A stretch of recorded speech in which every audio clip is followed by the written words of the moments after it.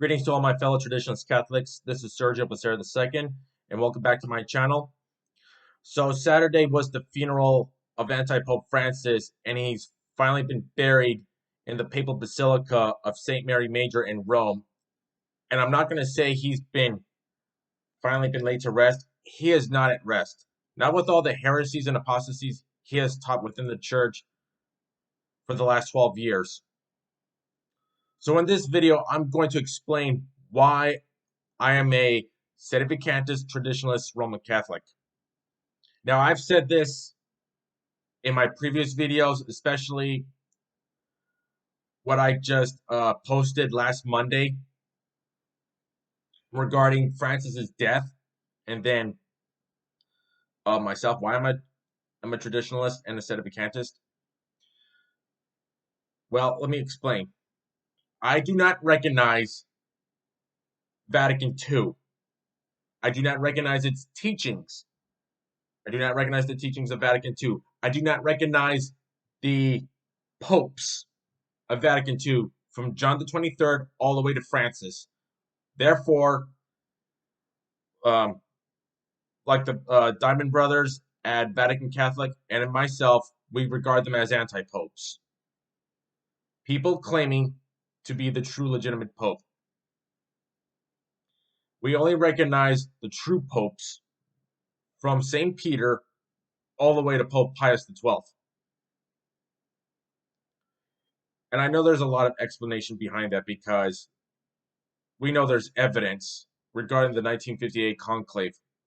We know that Freemasons and communists were involved in that conclave that got Angelo Roncalli elected, even though he was the very least likely candidate within that conclave, even though Cardinal Giuseppe Siri was like the top favorite to succeed Pius XII. But I know it's kind of complicated, but all I can say is there is evidence why that Masons were involved. And you know what? We were like warned centuries before Vatican II. And we like totally ignored it. And here we are now. So that's so far my explanation why I'm a Sedevacantist.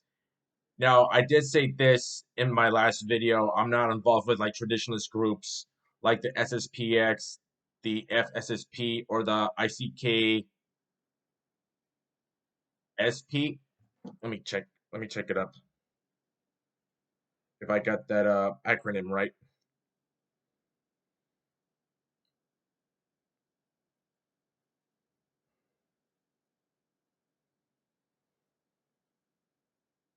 Yeah, the ICKSP. Yeah, those are traditionalist groups, which I should have been more specific in the last video because kind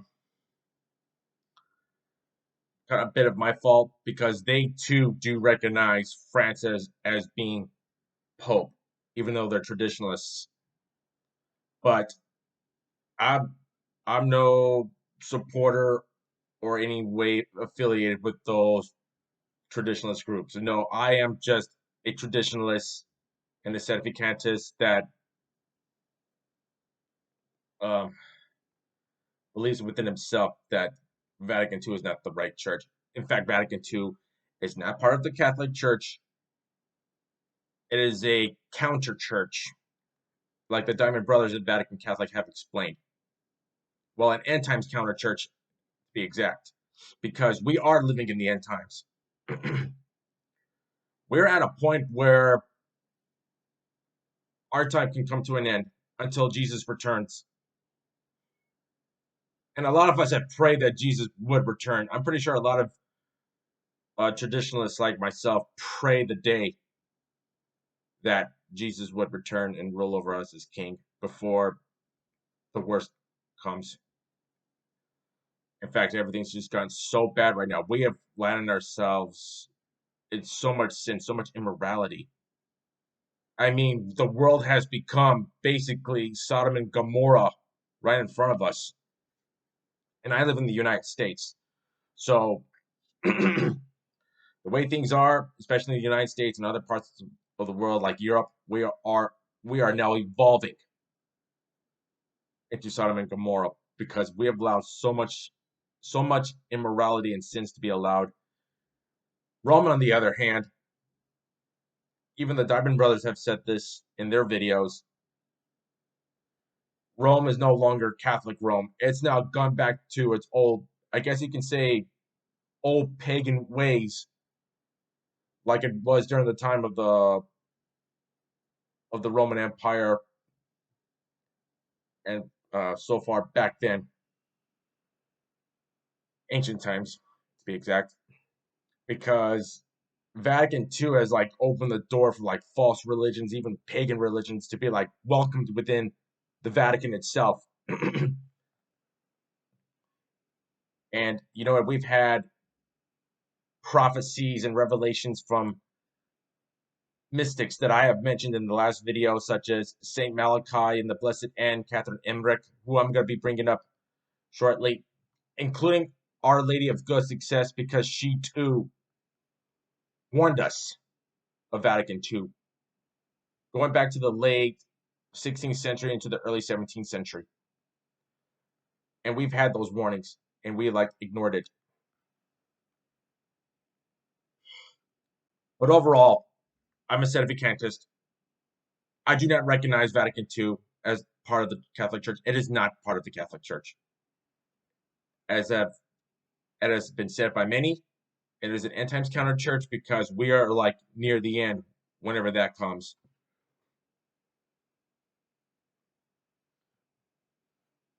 So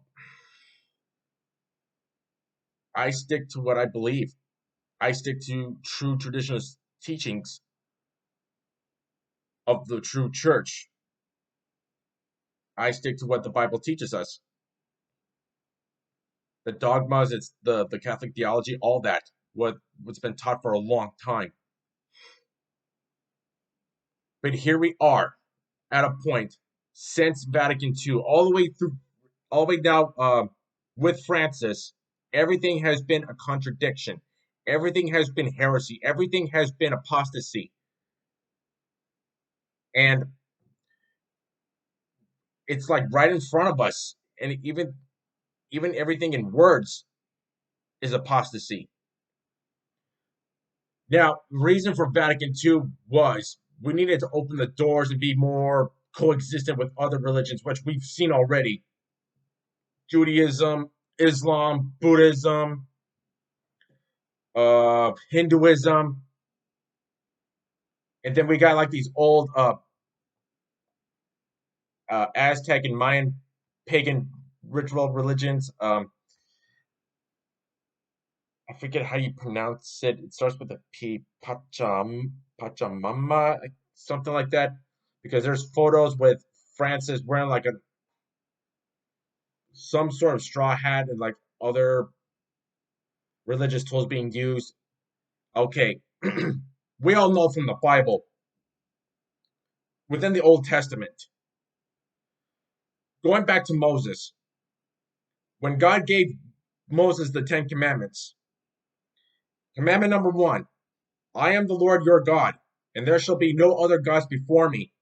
Francis, without a doubt, has ignored that and has allowed um, these false religions, basically religions made up by the devil, to be within the church.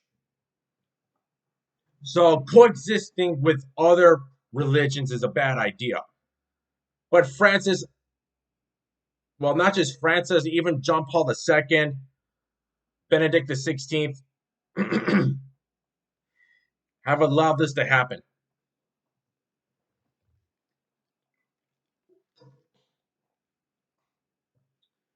Not only that, but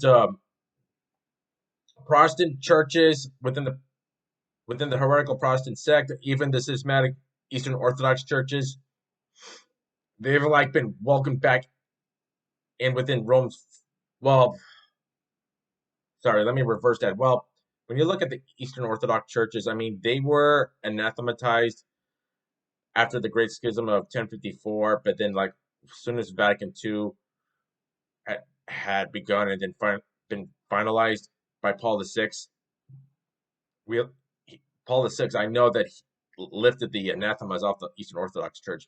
Now, the Protestants, now since Luther, I mean, we've been at a spiritual combat between Catholicism and Protestantism for for over 500 years since Luther started the Reformation, and then later on with the Anglican Church with Henry VIII, and then more and more of these false churches within Protestantism started springing up, and then all of a sudden Vatican II just let them in, decided to be friends.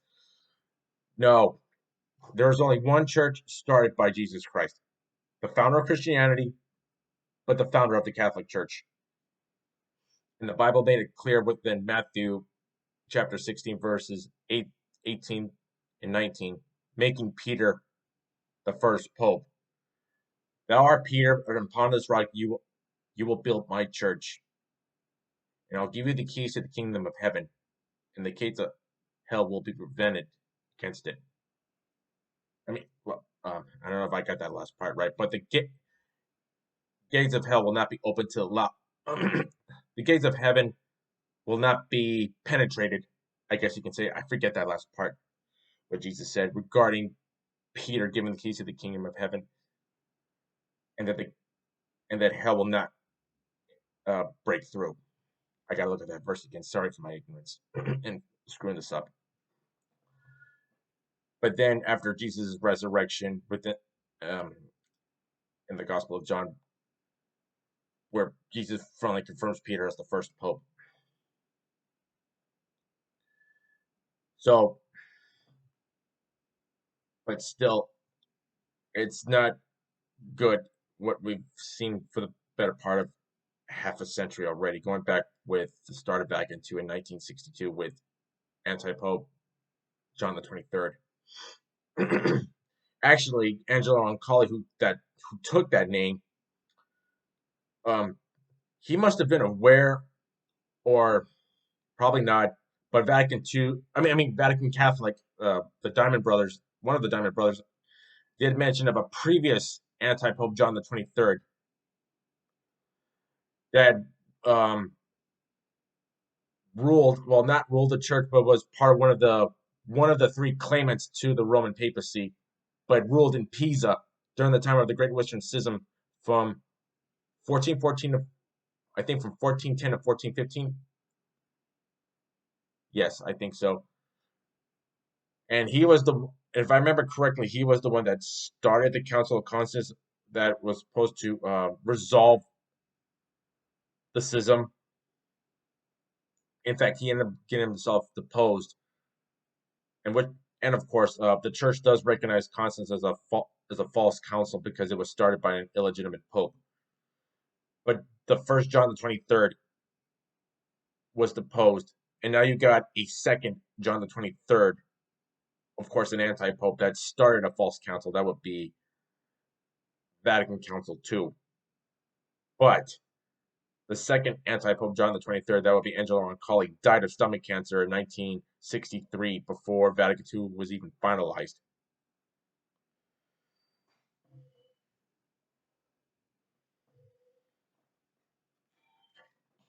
Excuse me, I need water. Yeah, so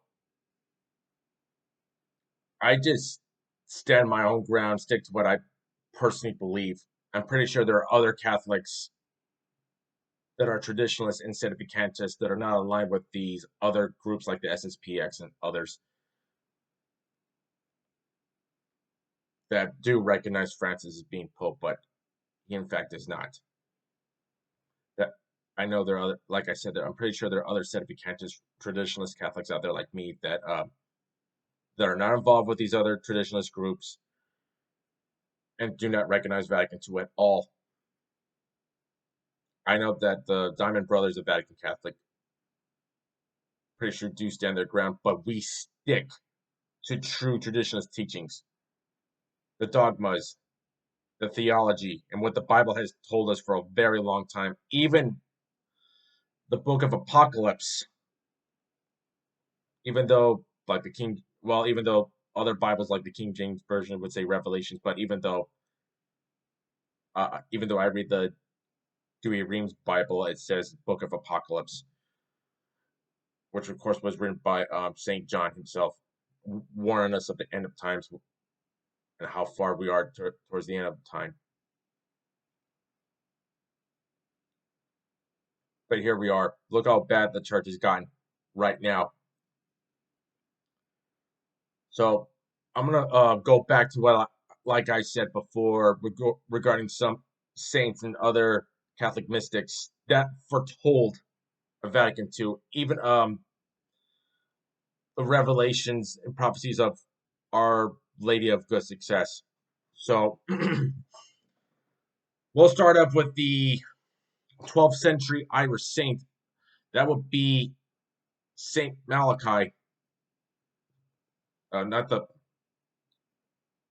prophet from within the Old Testament, which I will bring up later. But this Malachi was an Irish bishop in the 12th century.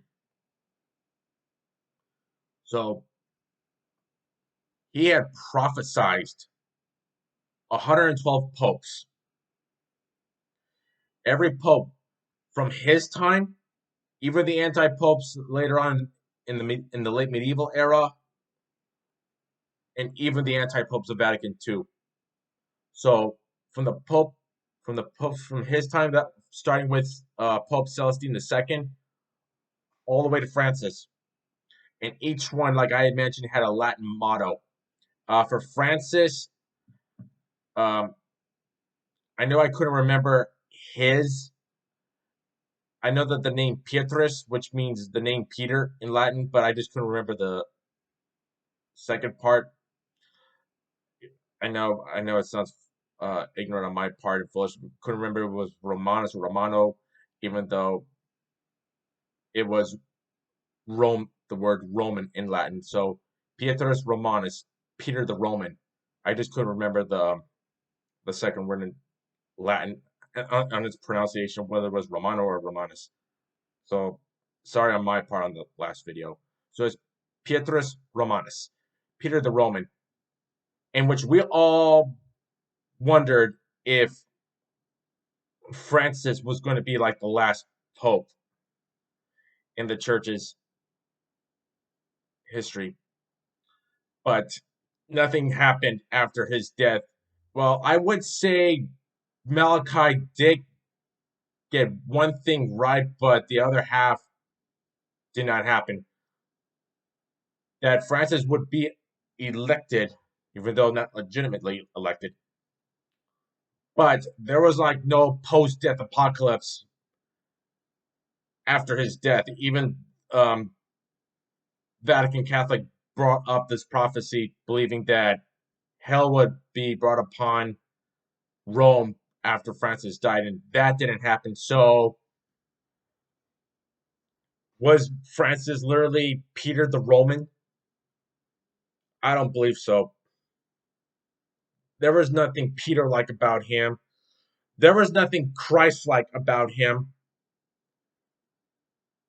Even though he took up the name Francis in memory of Saint Francis of Assisi. Well, Francis of Assisi, I mean, even though he gave up his way of life to serve God, started his religious order, lived in harsh poverty, I mean, he did live a Christ like life before the end of his life, in which he was later given the stigmata by God.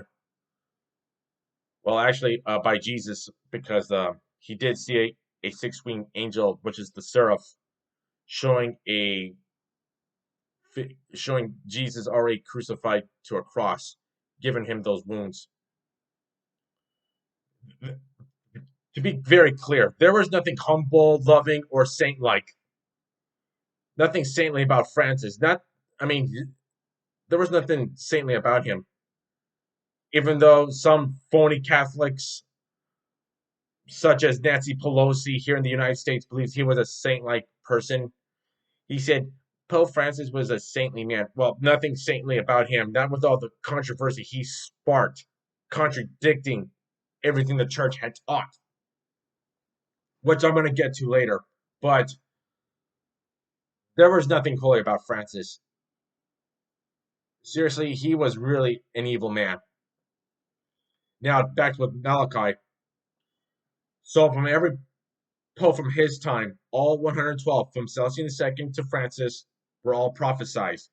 Francis, we thought would be, some people would think he would be the very last.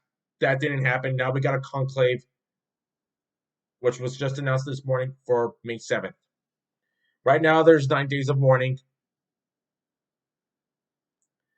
And to tell you the truth, I'm pretty sure I said this in the last video, last Monday, that I am not mourning his death. I will not mourn someone that has been a disaster lately.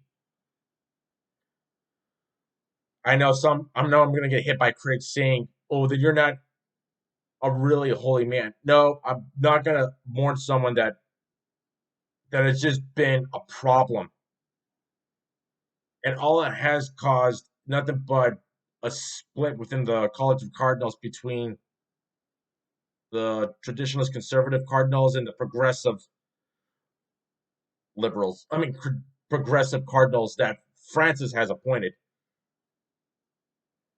Some that are like mind, like Francis, and that what worries me about this conclave. What we expect, because we want traditionalism back in the church. So if Malachi's prophecy, I would say, I would say partially wrong, even though Francis was not the last to rule the church. Well, not really ruled it, quote unquote, ruled. I'll explain that later. I should have said this earlier. Well, I've heard some rumors, well, not like a prophecy, but like, I guess you can say a prophecy, but more rumors for what's been said for centuries. If a true pope that was a traditionalist and the real man that really lead the church, and he took the name Peter the Second, like after Saint Peter, then that's a clear indication that Jesus would come back. Uh, I know I've heard some. Well, to be honest with you, I don't recall where I've heard this from. I don't remember if it's from YouTube or people that I follow on Facebook that say by prophecy or rumor of what's been foretold in the near future that if a pope, a true pope, were to come back and he took the name Peter II, that's a clear indication that Jesus would come back. So that would probably be the real Peter the Roman, Pietrus Romanus. So what happened with Francis didn't happen. There was like no post-death apocalypse. Now, when I said quote unquote rule the church regarding Francis, these Vatican II anti-popes, from John the 23rd to Francis, were nothing but usurpers. That's why I'm a Sedevacantist. These so-called popes of Vatican II, these were usurpers that just took control of the chair of Peter. Pius XII was the last legitimate pontiff to sit on the throne of Peter. Even though these Vatican II anti-popes usurped the chair of Peter, to this day, every Sedevacantist would agree with me that the chair of Peter is currently vacant. Even with Francis gone, even though he usurped the chair of Peter, to us, that chair is still vacant. Even when Francis was usurping it.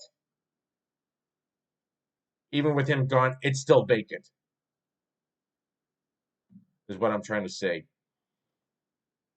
Yeah, so John the 23rd to Francis, they only usurped that chair, but to a lot of us traditionalists, Sedevacantists, from that point on, and now, even when Francis was still alive and now gone, that chair is still vacant. And the thing is, whoever's elected, and with Vatican II still in play here, that still exists, which is still a problem, that chair is still going to be considered vacant. If we can get a true traditionalist Catholic on the chair of Peter, and he decides to take, well, not take, but bring back the papal coronation and the papal tiara, okay, then we got a real pope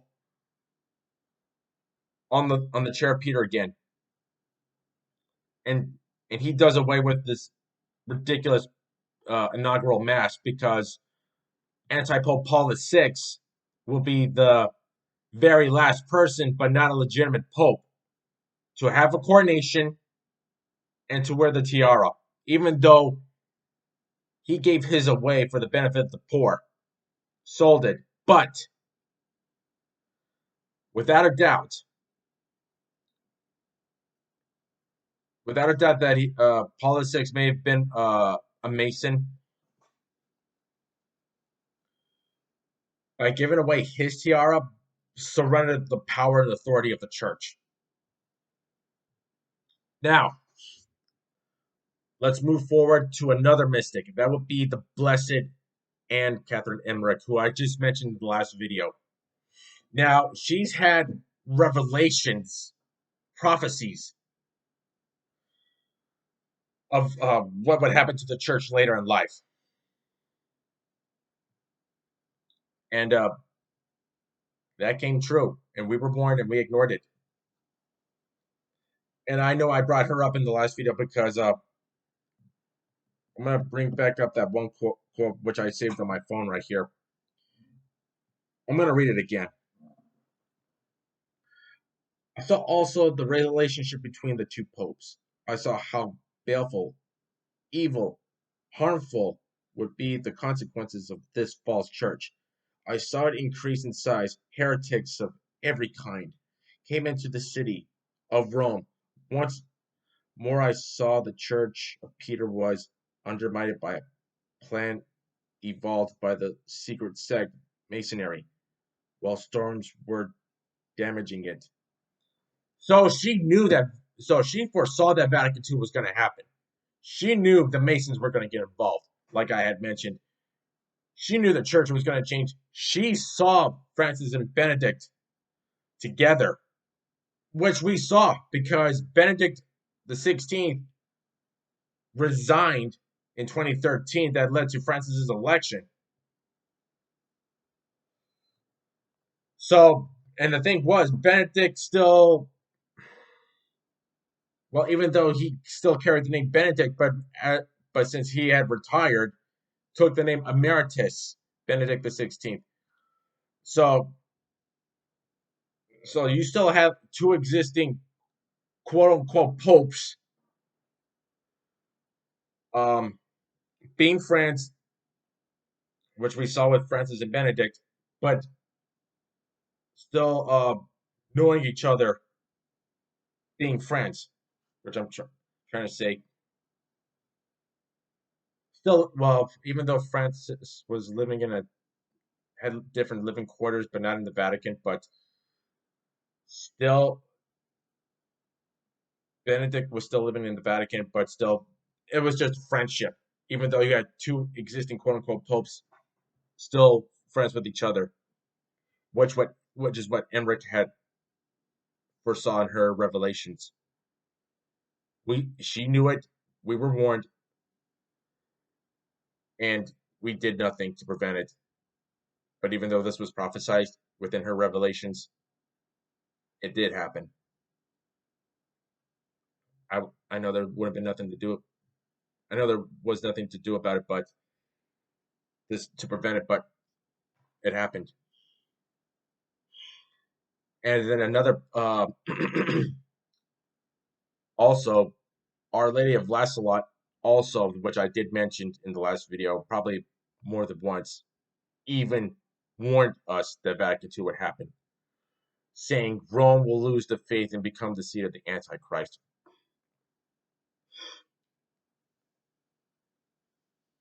In some case, I think that's true too, that Rome is starting to lose the faith somehow. Even though you had a lot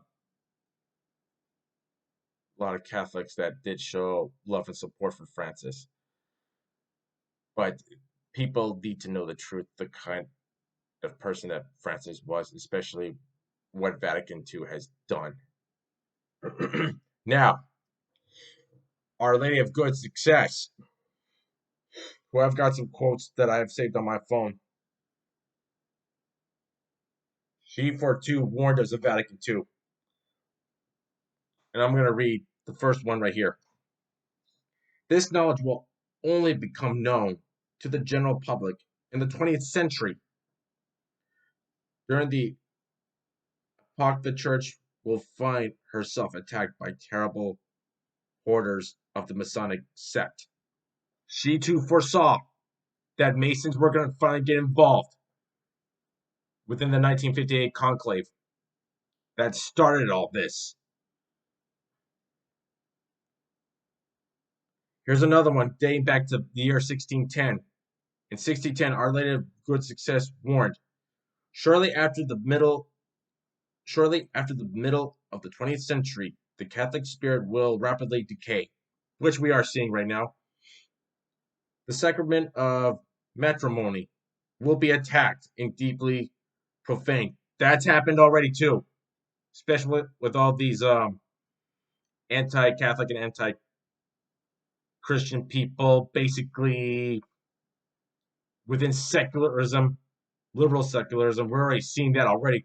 Even I am living in the United States, seeing marriage being attacked. Let me continue. Will be attacked and deeply profaned. Depraved priests will scandalize the Christian people.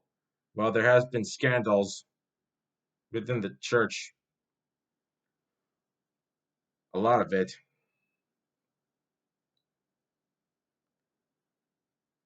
Priests will become careless in their sacred duties. Well, there have been some. Innocence will almost no longer be found in children, nor modesty in women. That we're kind of seeing too. And let me repeat this one part. Innocence will almost no longer be found in children. Well, after what we've seen within these scandals involving priests and it being covered up, their innocence are already gone, which is I think what Our Lady is saying. Nor modesty in women, which is what she says here. Let me read it one more time.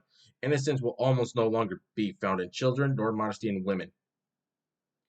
Those who possess great wealth will indifferently stand by and watch the church being oppressed. Yeah, we've kind of noticed that a lot too.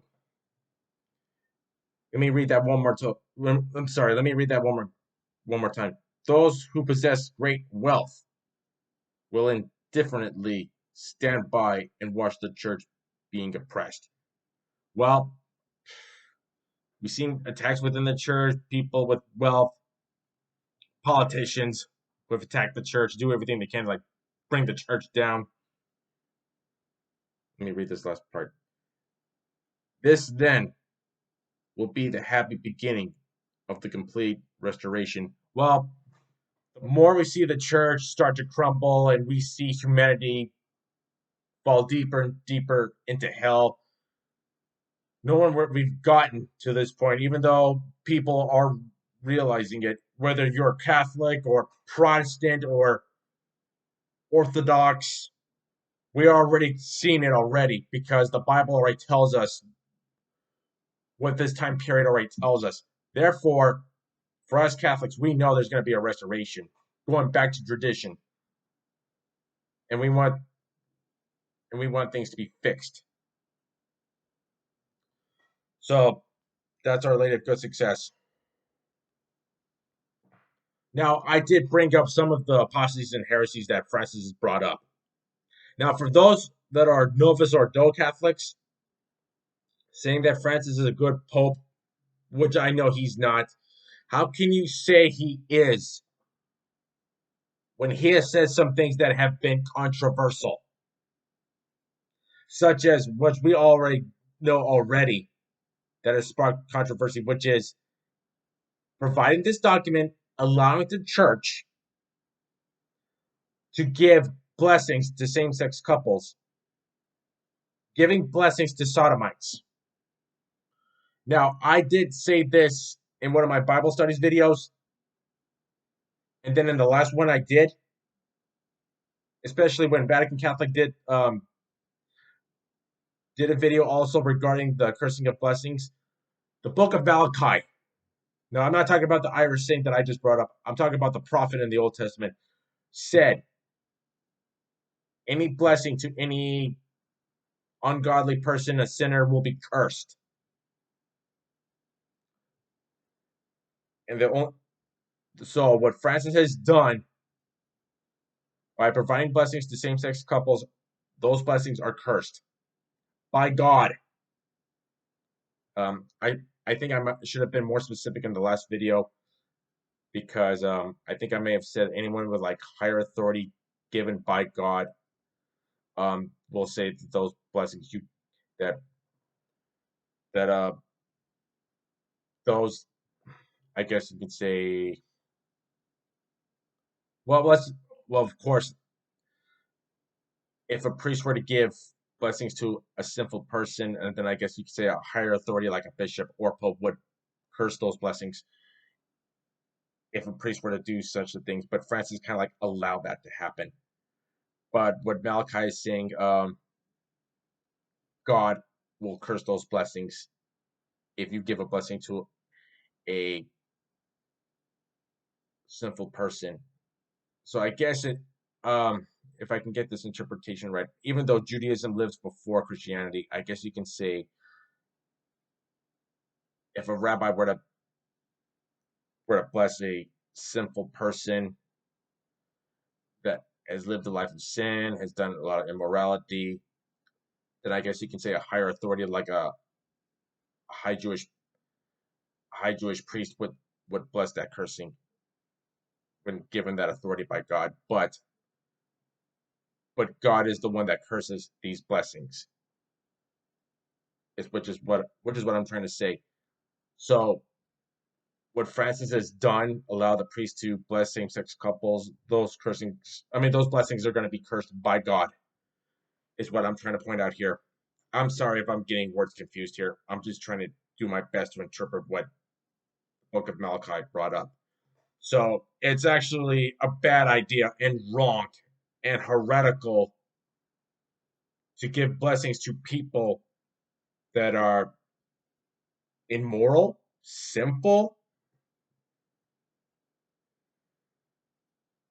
probably within the church, but they live a life of sin that is just wrong, which the Bible has put out. Because the book of Leviticus pointed out, if a man were to lay with another man, it is an abomination. Same thing.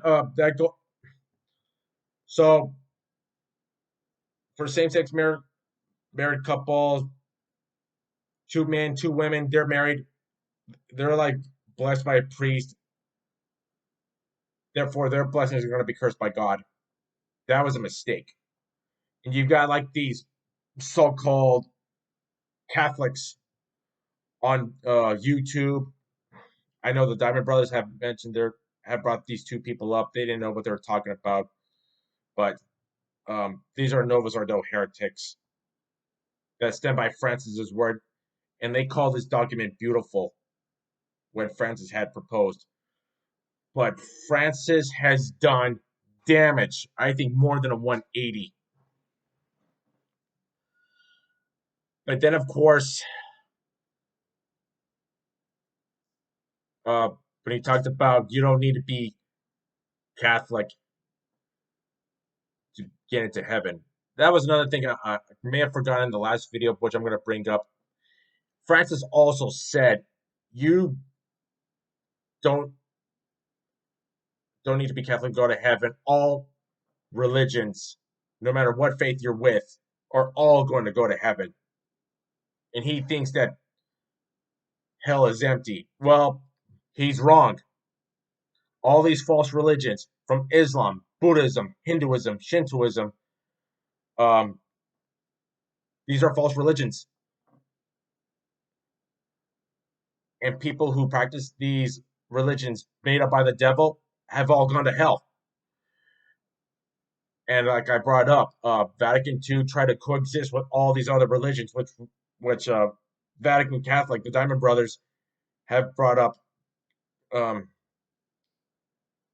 all the Vatican II anti-popes that are getting like cozy with all these other false religions, like Islam, Buddhism. Because I know I've seen images of John Paul II when he was alive, like getting cozy with some of these false religious people.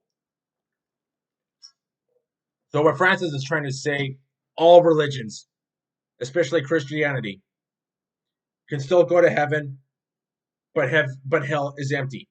Francis is wrong. Those are his words, which I'm quoting. All these false religions that I brought up, those who practice them are already in hell because they did not embrace Catholicism. They did not embrace the true traditionalist Catholic faith. And as I quoted the Ten Commandments, there is only one God and no other God before Him. That's plain and simple. That's the most plain and simple thing ever. So Francis is wrong. I mean, he has said some other things that have caused a lot of controversy, which I did mention in the video. You can look it up. Saying, well, like I just mentioned already, you don't need to be Catholic in order to go to heaven. But then he also said that converting someone to Catholicism was a sin. Uh, Evangelization is the only way to get people to come in within the church. But what Francis is saying, that going around converting people to Catholicism was a sin, I don't know where he got that idea from. But he's wrong. The only way to go to heaven and have salvation is to be a Catholic. Because, as I have brought up, especially Vatican Catholic, the Council of Florence, Pope Eugene IV specifically said within his bull, Contante Domino, there is no salvation outside the Roman Church. Whether if you're whether you're a Jew, Muslim, or any other religion, there is no salvation for you outside the Roman Church. The only way to have salvation is being within the Roman Church. That's how it works. Francis says something different, which I will say again.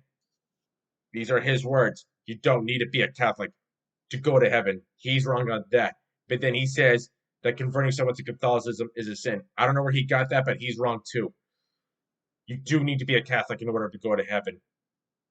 And then his belief saying all religions will go to heaven and that hell is empty. He's wrong on that. I don't know where he came up with that idea, but he's wrong.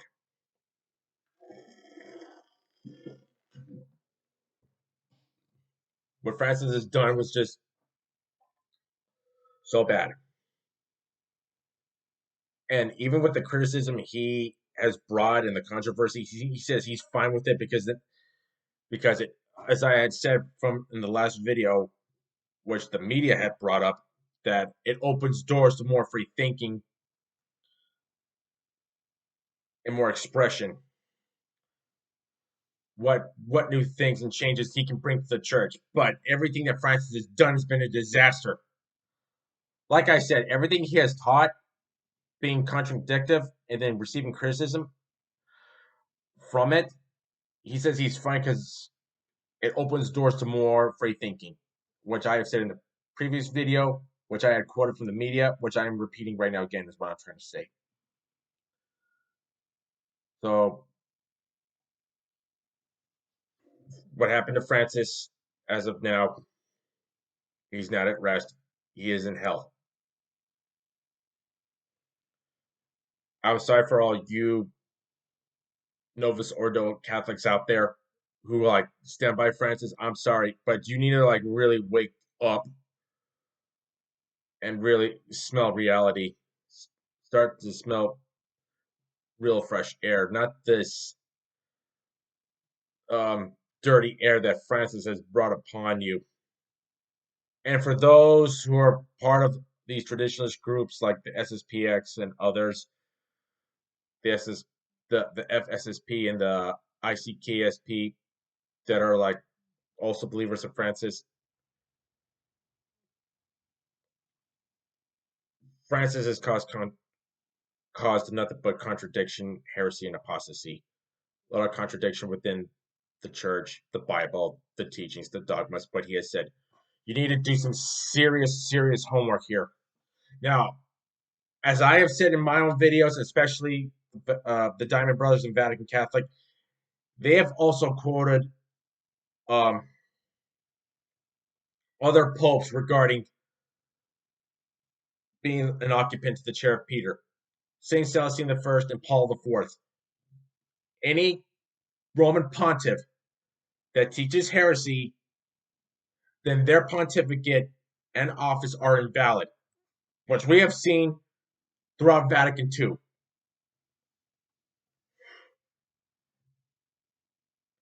Even as I have also brought up, even the Diamond Brothers, Saint Robert, Saint Robert Bellarmine. If a pope is known to be heretical and illicit, then it's okay to resist him. If I remember that quote directly, I'm going to look it up again.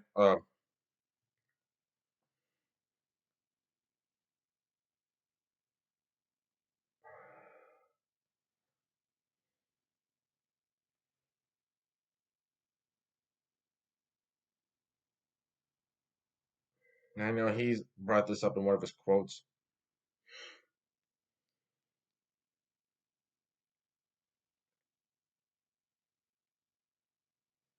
I'm going to look it up.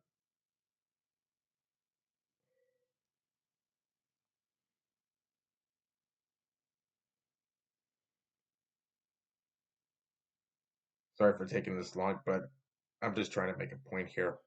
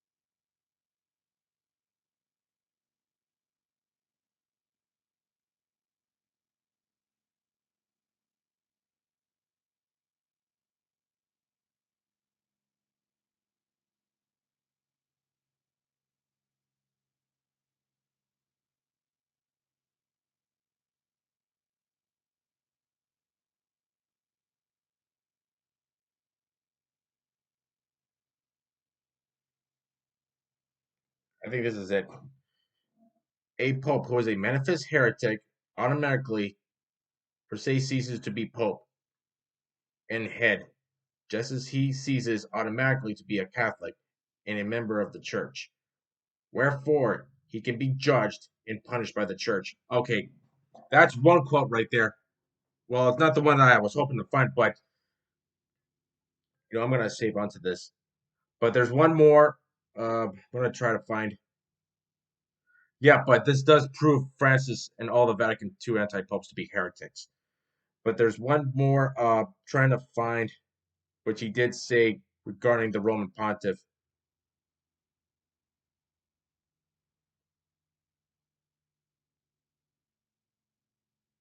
Where is it?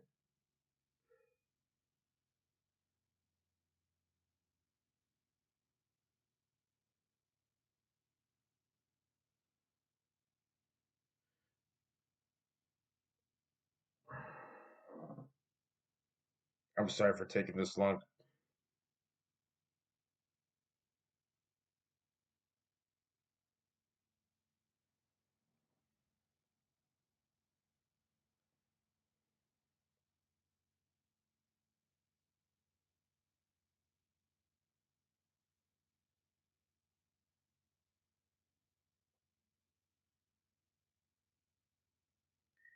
If I can't find it, I apologize. Then wait a minute. What's this? Okay, here's one. This is a quote from Vatican Catholic. A manifestly heretical pope automatically ceases to be pope and the head, just as he automatically ceases to be a Christian. Okay, here we go. And that for this reason he may be judged and punished by the church. This is the judgment of all the ancient fathers who teach that manifest heretics immediately lose all jurisdiction. Well, because that's a longer quote right there, but it still proves that Francis is a heretic and his so-called predecessors all the way to John the 23rd are heretics. The Vatican II sect, an end-times counter-church, not the real Catholic Church, and its so-called popes are all manifest heretics. Even the heresies of Vatican II have proven that as well, that it's all heresy. Everything contradicts the church, and we know this is all Masonic stuff that the Masons have brought up. I'm still trying to look for that one quote. Um,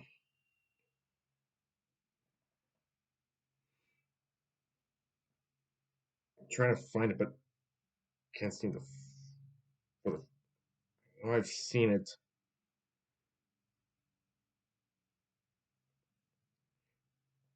I know what to do. Sorry, I'm taking further long again. If I can find that one quote,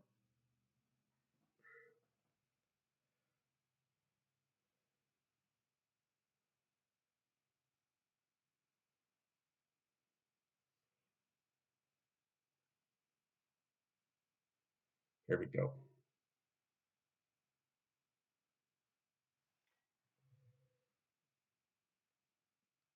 Here we go. I found it. Just as it is licit to resist a pontiff who attacks the body, so it is licit to resist him who attacks souls or who disturbs the civil order, or above all him who tries to destroy the church. It is licit to resist him by not doing what he orders and by impeding the execution of his will. Saint Robert Bellarmine. Okay, so I got some so I got the wording wrong. I must have gotten that backwards. I apologize, and same thing for the last video. I didn't look it up more carefully. That's wrong on my part. Okay, so listen. So it is okay to resist a Roman pontiff who attacks the body. So Francis is a heretic. His so-called predecessors, all the way to John the 23rd, are all heretics. So it is okay to resist him, to resist these so-called popes, and that. And as I've quoted already from two popes already, Celestine the First and Paul the Fourth, if they preach heresy, their office is invalid. So,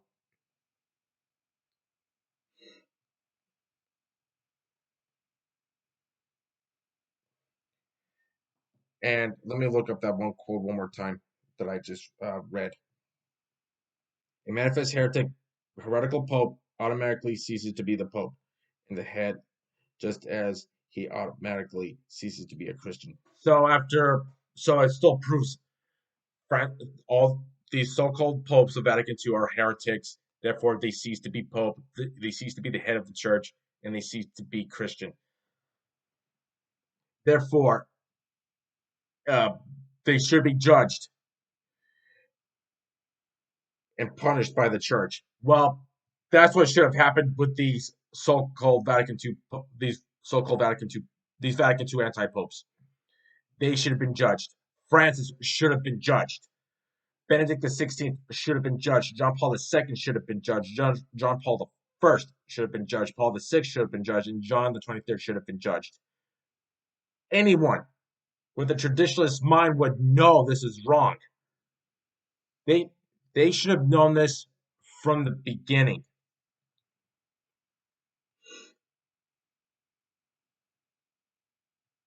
And yeah, Francis should have been judged.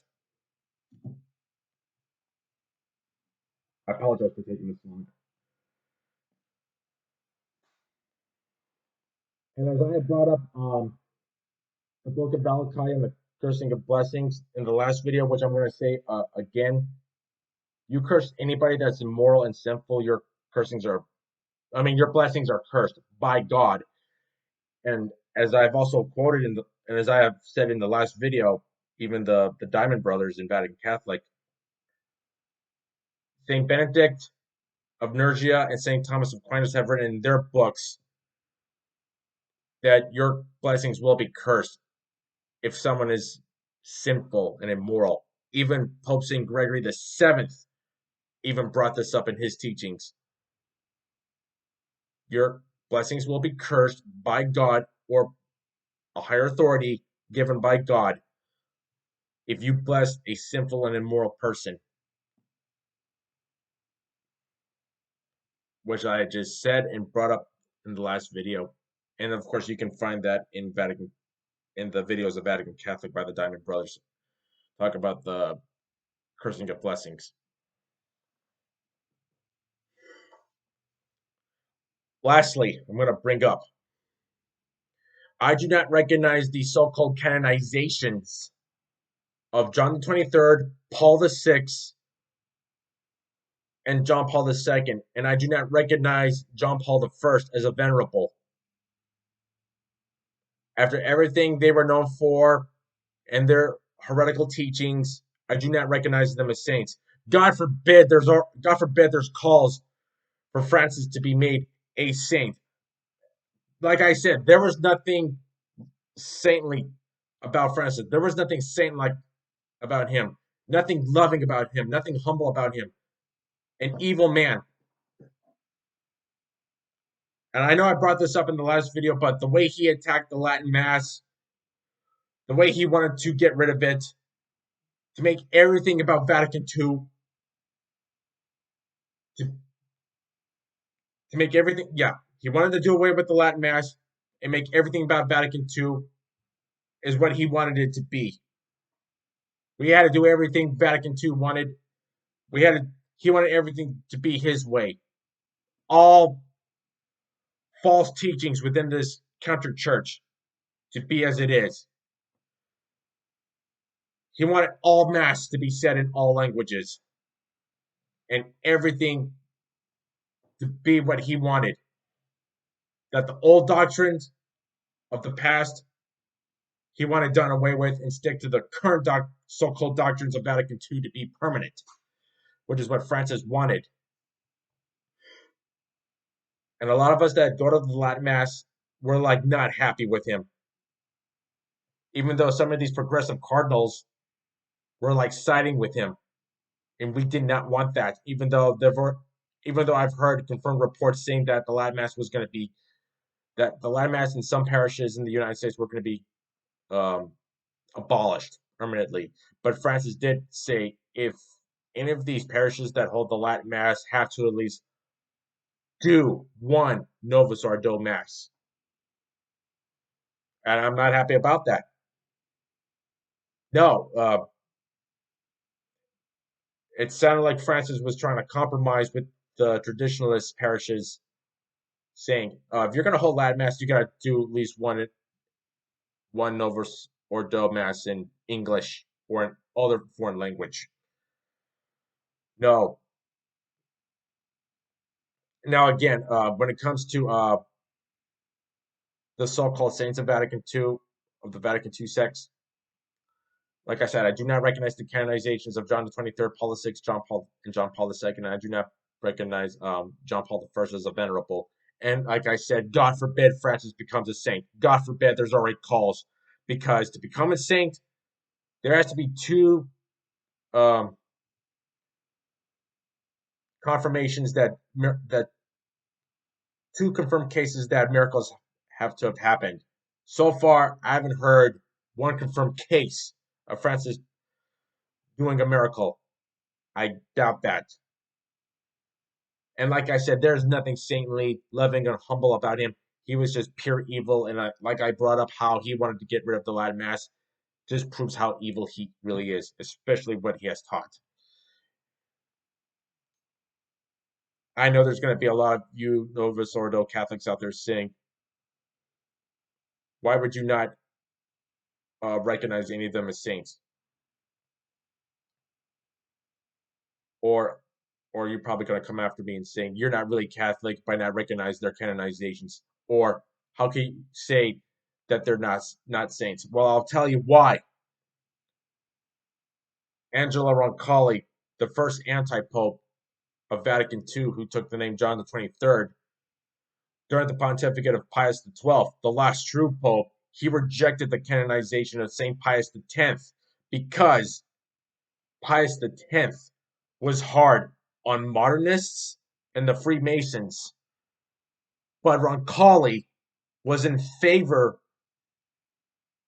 and was supportive of modernists. He was supportive of the Masons. And now a revelation has been fulfilled by Our Lady of Good Success and the Blessed and Catherine Emmerich. And Emmerich herself was beatified as a blessed by anti-Pope John Paul II.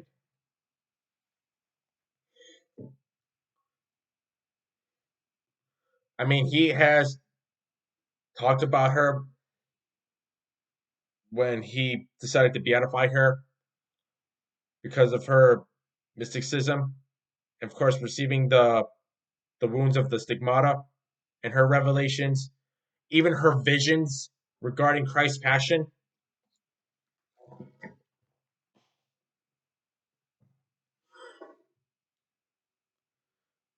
But God forbid Francis, I hope to God, and God forbid that Francis ever becomes a saint. God forbid.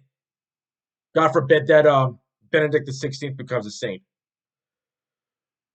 because it would be I would find it personally to be a disaster. But like I said, I do not recognize these so-called canonizations of these so-called popes. And as like I said, John the 23rd attacked Pius X's canonization just for going after the modernists and the Masons, in which he was so supportive of people that wanted to make a change to the world. Well, to me personally, I find modernism wrong,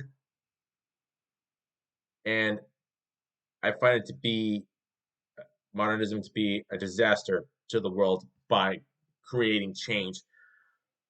I like traditionalism. It's way better conserving the old ways and make everything that's traditional around society and within the church itself. And I like things the way they are, how it was in the beginning for a long time and left alone as it is. Modernizing, like pushing new ideas, making changing things, making it more so quote unquote better. No, I don't like it.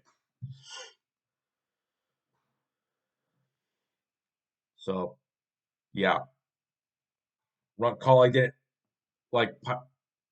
I know Ron Colley criticized Pius XII's move to make Pius X a saint just for what Pius X did by going after the Martionists and the Masons, and that Ron Colley was supportive of those people, the Martionists and the Saints. And look what happened. The Masons got involved, communists got involved in the 1958 conclave. But the problem was Cardinal Siri, if I heard correctly from doing some research, his family was threatened if Siri were to ever become Pope. And it was also proven that if Siri were to win the 58 conclave, he would take the name Gregory the 17th, which was reported. But it seems like that name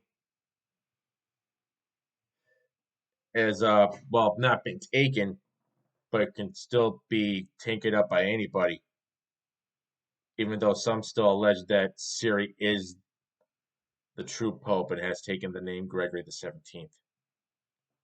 But I tell you what, even I know I've said this in the last video, even though I'm not a member of the clergy, but if I was given any opportunity to become pope, yeah, I would definitely take the name Gregory the 17th.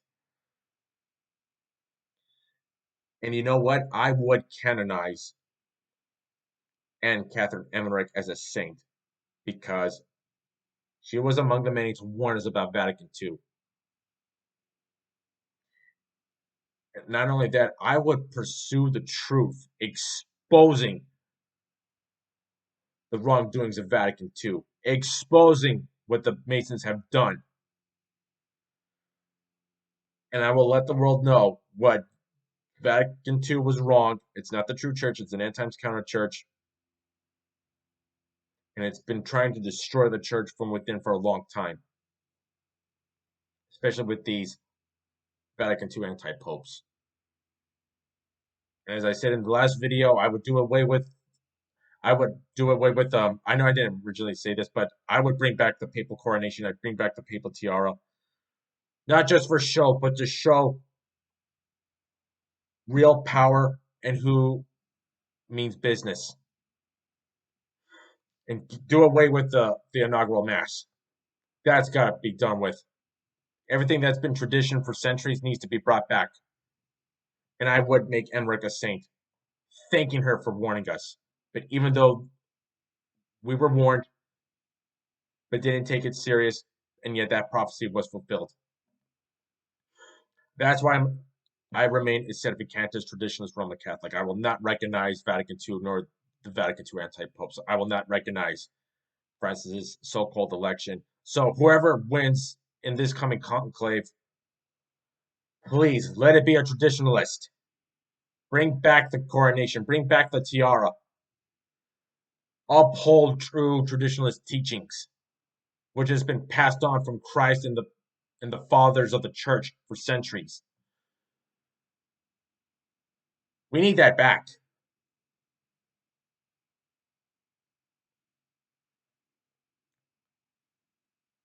And that's what this conclave worries me. What's going to happen next?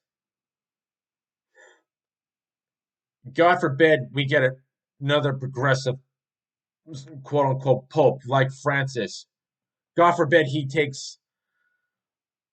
God forbid he takes up the name Francis II, because that would be a disaster, a real disaster, and that's what worries me. I don't care what name the next quote unquote pope takes, as long as it's not a Francis #2. That would be a recipe for disaster. I know I spent a lot. I know I spent over an hour talking, like I did in the last video, and I apologize again. Having to look up quotes on my phone, but I want to explain as much as I can here. So may the Holy Spirit guide these cardinals and pick the right person to lead. And I pray we get a traditionalist back, not another progressive like Francis, because he has appointed cardinals that are in the same mind as Francis was. God forbid a progressive that's been um, just as backwards as Francis was, contradicting everything and pushing heretical ideas which the church has been against, like same-sex marriage. And we don't want that. So that's why I'm a Sedevacantist. I do not recognize Vatican II. I do not recognize the Vatican II popes. I only recognize the true popes from Peter to Pius XII. That's it. I do not recognize the canonizations of some of these Vatican II anti-popes. And I'm not acquainted, like I said, with any of these traditionalist groups like the SSPX and many others. I do not. I am who I am. I stand my ground, believing what I believe by myself. And I know there are other Sedevacantist traditionalist Catholics out there. But like I said, if I were Pope and if I were given any opportunity, even though I'm not a priest or anything, I would expose Vatican II right away and fix the church, even though it would take me a lifetime to do it. So yeah. So tell me what you think in the comments below, whether you agree with me or not.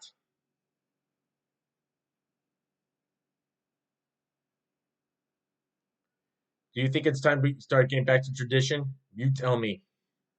I do. I want to get back to tradition, and we need that. So hit that like button, hit that subscribe button for future updates, because I might be doing future videos regarding the conclave, and then where we move on from here. Also, I will be going back to doing history videos on the Pope. I'm going to be getting back into that. Also, so if you want to